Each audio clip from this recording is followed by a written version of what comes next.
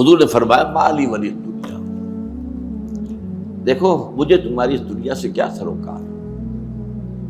انما مثلی، میری مثال تو اس شخص کی ہے کراکبن، ایک سوار اونٹ پر یا گھوڑے پر سفر کر رہا ہے، لیکن وہ استظل تحت شجرۃ، ایک درخت کے نیچے تھوڑی دیر کے لیے استراحت کے لیے اس کے سائے میں، اس کی ظل میں، استظل، اس کے سائے کے اندر تھوڑی دیر کے لیے وہ استراحت کے لیے رک جاتا ہے، ثم راح فترکہ،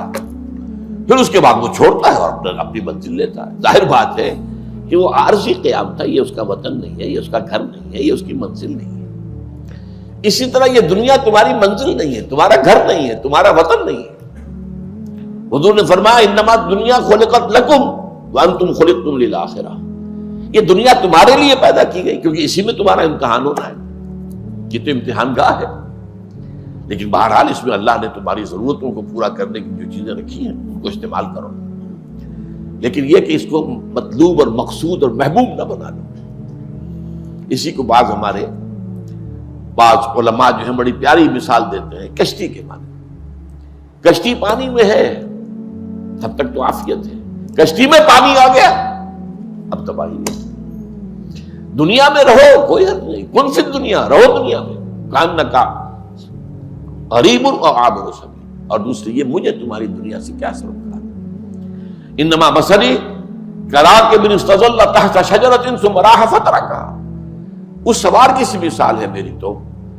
جو کوئی کسی درخت کے سائے میں تھوڑی دیر کے لیے رکتا ہے ذرا سا آرام کرنے کے لیے، زیادہ تھکان ہو گئی چیز سے دور کرنے کے لیے، پھر وہ جاتا ہے اور درخت کو چھوڑ کر اپنا راستہ لیتا۔ ایک اور حدیث آتی ہے، اس کا مجھے متن اس وقت پورا یاد نہیں ہے، ایک صحابی فرماتے ہیں کہ میں حاضر ہوا تو میں نے دیکھا کہ حضور پر عجیب کیفیت ہے کہ آپ جیسے کہ اپنے دونوں ہاتھوں سے کسی چیز کو دھکا دے رہے ہیں۔ میں کچھ دیکھتا رہا، اس کے بعد جب یہ کیفیت ختم ہوئی میں نے پوچھا حضور یہ کیا معاملہ ہے؟ فرمایا دنیا ایک نہایت خوبصورت عورت کی شکل میں میرے سامنے لائی گئی، اب میں اسے دھکے دے رہا تھا کہ مجھے تم سے کیا سروکار ہے۔ تو یہ ہے اصل میں زہد فی الدنیا، اگر تم چاہتے ہو کہ اللہ کے محبوب بن جاؤ تو دنیا میں زہد اختیار۔ اور اگلا معاملہ اس سے بھی زیادہ پریکٹیکل ہے، بہت پریکٹیکل ہے، بہت پریکٹیکل ہے، اخلاقیات کے اندر یوں سمجھیے یہ بلند ترین تعلیمات میں سے، وَازْهَدْ فِيمَا أَيْدِي النَّاسِ يُحِبُّكُ النَّاسِ، جو چیز لوگوں کے ہاتھوں میں ہے اس میں زہد اختیار کرو۔ تم نے دیکھا کسی کو دولت مند ہے تو یہ نہ ہو کہ حسرت پیدا ہو جائے کہ دولت میرے پاس کیوں نہیں، یا رشک ہی کے اندر یہ بات آ جائے کہ ایسی دولت مجھے بھی ملنی چاہیے، پھر یہ زہد کے خلاف ہو جائے گا۔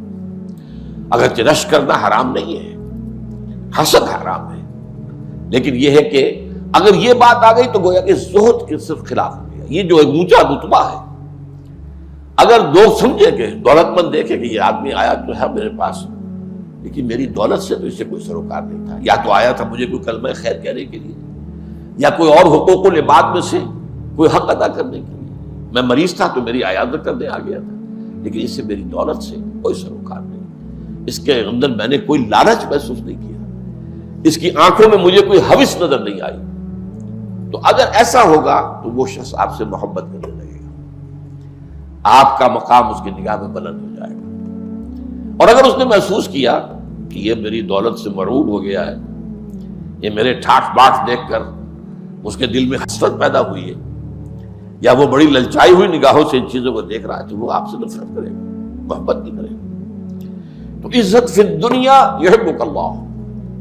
بحث کے تو مجموعی دنیا سے، دنیا کی زندگی سے، دنیا کی آسائشوں سے، دنیا کی آرائشوں سے، دنیا کی نعمتوں سے، دنیا کی لذتوں سے، دنیا کی تعیشات سے بچو، تو اللہ تعالیٰ تم سے محبت کرنے لگے گا۔ اور عزت فیما ایدی الناس، اور زہد اختیار کرو ان چیزوں کے بارے میں جو لوگوں کے ہاتھ میں ہے، دولت ہے، جائیدادیں ہیں، فلاں ہیں، فلاں ہیں، تو کیا ہوگا؟ انسانوں کے دلوں میں تمہاری وقت بڑھ جائے گی۔ تو یہ در حقیقت ہمارے لیے اخلاقی تعلیم کے اعتبار سے، اور جو میں نے عرض کیا تھا کہ کانٹے کی بات تو ایک ہی ہے، تم طالب دنیا ہو یا طالب عقبہ، کلا بل تؤثرون الحیات الدنیا والآخرۃ خیر وابقیٰ بل تحبون العاجلۃ وتذرون الآخرۃ۔ اور وما انا جعلنا ما علی الارض زینۃ لها لنبلوہم ایہم احسن عملا۔ اللہ تعالی ہم سب کو حق کو سمجھنے اور پھر حق کا اعتراف اور اعلان کرنے کی توفیق عطا فرمائے۔ اور اس کے بعد یہ ہے کہ اللہ تعالی ہمیں توفیق دے کہ اگر کوئی تکلیف آتی ہے، کوئی مصیبت آتی ہے، کوئی آزمائش آتی ہے، تو اللہ تعالی ہمیں اس میں ثابت قدم رکھے۔